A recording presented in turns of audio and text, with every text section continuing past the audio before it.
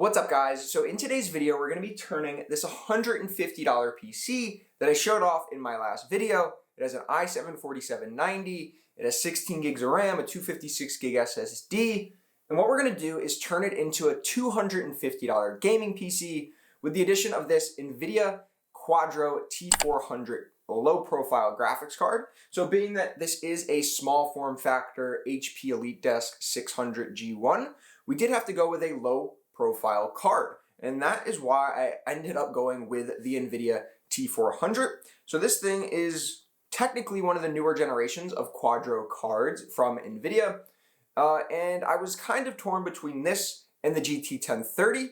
I ended up actually buying both of them, so I will do a comparison between the T400 and the GT 1030, hopefully in the next video later this week. But overall, the GT 1030 and this Nvidia Quadro T400 are pretty similar graphics cards. They both have 2 gigs of VRAM, just under 400 CUDA cores, but there are definitely some differences. Of course, this is a Quadro and the GT 1030 is a GeForce card, so different drivers, but we'll see how that compares in games. The biggest difference is that this is just a newer card. It's based on the Turing architecture from Nvidia, whereas the GT 1030 is based on Pascal.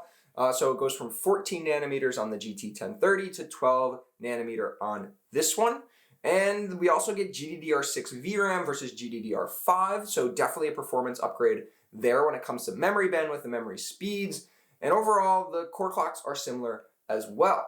So I wanted to really take a gamble on this Quadro T400 and see how it would perform in games. I mean, this is definitely an entry-level card when it comes to some other workflows, whether that be CAD or video rendering or whatever it might be. It's a nice entry-level card in order to get a dedicated GPU into a lower-end system like the $150 HP 600 G1 that we have here, but I definitely want to see how it performs in games. And to get a system for $250 with the addition of this $100 graphics card. Now, I did get this when it was $100. I believe they are now closer to $125, $130, and a GT 1030 new is closer to $150 on Amazon.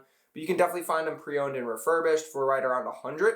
So overall, either way you look at it, you can get a system, a pretty compelling gaming system that can play at 1080p, which I will definitely show you, for right around $250 if you're able to take an older, small form factor, just older office computer like this one and pair it with a relatively cheap graphics card. So let's get this thing installed and see how the system performs with the Quadro T400 and our i7-4790.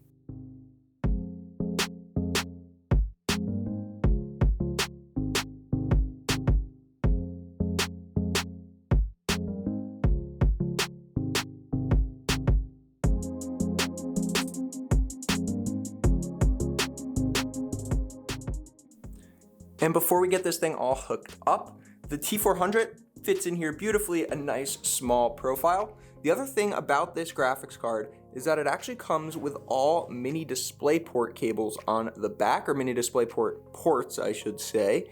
And they actually come with 3 adapters that will go from mini DisplayPort to DisplayPort, so we can get a DisplayPort signal to our monitor. So let's get this thing hooked up, get everything downloaded, drivers, etc., and see how it performs.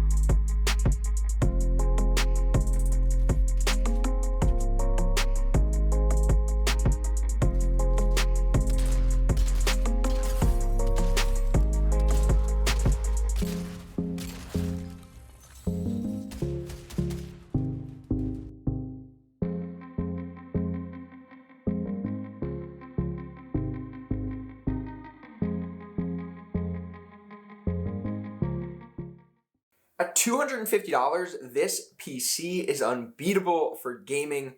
You're never going to be able to build a PC for that low of a price point, and to find a pre-built at $250 is also pretty much impossible. The only real way to get to that price level is to go with a used PC and throw in a graphics card, and that's exactly what we did with the HP 600 G1 and the Nvidia Quadro T400. Now, I still do want to test with the GT 1030, but we did see some pretty impressive numbers with the T400 in both Valorant and Fortnite, and you can expect similar numbers in those types of games where you don't need as high end of hardware in order to be able to run those games like CSGO, Overwatch, things like that, whereas a game like Halo Infinite really couldn't run on this card because it was demanding over 3 gigabytes of VRAM, and this thing only has 2, and we're going to see the same roadblocks with a GT 1030. So overall, the 2 gigs of VRAM is definitely its most limiting factor, but it still performs really well, as you saw, at 1080p, even 1440p in those kinds of games. So although you are limited in the number of games you can play and the high-end titles, you can still definitely have a really good gaming experience on this thing, hitting over 144 FPS at 1080p in a bunch of games. So if you enjoyed the video, if you're looking to get into PC gaming on a budget, especially one that's like below $300, this is an amazing option for you to at least get started into the gaming PC world before you can upgrade to something a little bit nicer and a little bit better. But if you enjoyed the video, definitely give it a thumbs up. If you have any questions or comments about this PC, the T400, kind of upgrading a system like this, definitely leave those down in the comments below. And if you haven't already, get subscribed to the channel, and I'll see you guys in the next video.